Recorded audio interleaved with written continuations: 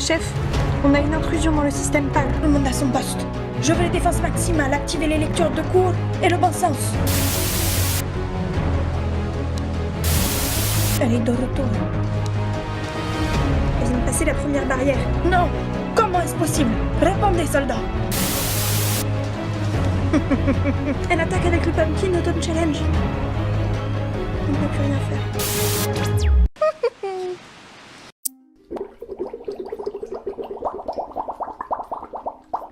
Bonjour, bonsoir et bienvenue dans cette nouvelle vidéo. Aujourd'hui on parle challenge d'automne. Le Pumpkin Autumn Challenge, ça se dit comme ça j'espère, a été créé par Guimauze. Je vous laisse sa chaîne dans la barre d'infos ainsi que le groupe Facebook.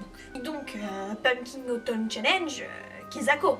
C'est un challenge qui va se dérouler du 1er septembre au 30 novembre et on a différents menus avec différentes catégories. J'ai sélectionné des livres pour les trois parce que... Catégorie Hurlons dans les bois, donc un truc angoissant, thriller, oulala, bref, pas un truc de la vette quoi. Pour ça, sans surprise, j'ai pris du Stephen King et c'est La part des ténèbres que j'ai sélectionné parce que c'est celui de ma palle qui me fait le plus envie. Tu croyais pouvoir te débarrasser de moi? Tu pensais qu'avec un enterrement bidon pour mes fans et pour la presse, tout serait réglé? Tu te disais, ce n'est qu'un pseudonyme, il n'existe même pas. Tu te disais, fini George Stark, maintenant consacrons-nous à la vraie littérature. Pauvre naïf. Ça a dû te faire un choc quand tu as vu la fausse tombe grande ouverte, hein? Et cette série de meurtres abominables, exactement comme dans nos romans. Sauf que cette fois, c'est réel, bien réel. Non, ne t'imagine pas que tu vas pouvoir si facilement te débarrasser de moi. Je suis ton double, ta part des ténèbres, et j'aurai ta peau. Ça a l'air cool, hein? Catégorie La crypte des morts vivants, un livre avec des monstres, des zombies, etc. Là, j'ai choisi deux livres que j'avais pas lus pendant le Harakiri Challenge. Les bannis et les proscrits, le tome 2, et Dracula de Bram Stoker. Là-dedans, il y a des monstres et des sorciers. Mais bon, ça, j'ai pas trop aimé le premier tome. Alors, je sais pas ce que ça va donner.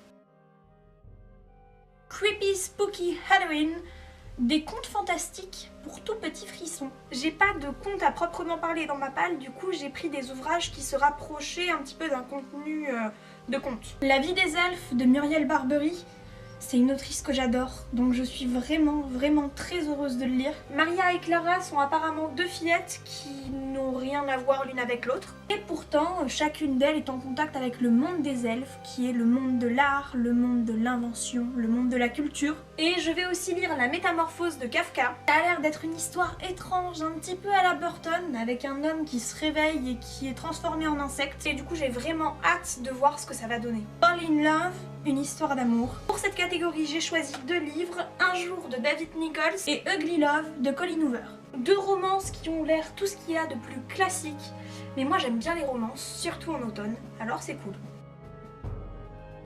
Légende d'ici et d'ailleurs, c'est pas une légende mais j'en ai entendu beaucoup de bien et on va voyager. Rouge Brésil de Jean-Christophe Ruffin. On est apparemment sur l'histoire de la conquête du Brésil et ça a l'air très cool. Puis le rouge c'est une couleur automnale. Deuxième livre, La joueuse de Go, qui a l'air de parler de la Chine vers 1930. C'est une histoire d'amour je pense, je sais pas trop.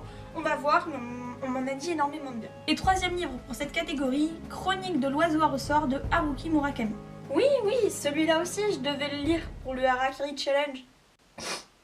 J'ai échoué. Non, en vrai, j'ai lu les 30 premières pages, mais on va pas chipoter. T'as vu la taille de bouquin? Ce qui me séduit énormément, c'est la petite critique d'Amélie Nothomb à l'arrière. Haruki Murakami crée des univers dont on est aussitôt prisonnier, le charme opère, on est absorbé par cette lecture qui tient du manga et de l'Uchronie, mais aussi et surtout d'une atmosphère qui n'appartient qu'à Murakami. Donc moi je fais confiance à Amélie Nothomb et j'ai très hâte de lire. Bobidi Babidi Bou, Féerique Citrouille. J'adore le titre de cette catégorie. Pour ça j'ai choisi deux livres, la trilogie des magiciens, l'intégrale, et le deuxième tome, je le tiens à l'envers là, on est bien d'accord. Et le deuxième tome du Trône de Fer qui est donc dans l'intégrale 1. Deux livres de bonne grosse heroic fantasy. Je trouve que c'est un genre que je lis pas assez alors que j'adore ça. Alors j'ai hâte. Voilà donc a priori les livres que je vais lire ces prochains temps, sachant que j'ai aussi des livres pour la rentrée. Ça fait donc 12 livres à peu près pour cet automne. Et surtout des gros pavasses. Et en attendant, moi je vous retrouve plus tard pour de prochaines vidéos. Et je vous fais une bisette livresque sur chaque jour. Eh oh! Allez, viens, abonne-toi, on est bien. Il y a des cactus et des livres. C'est bien les cactus, c'est bien les livres.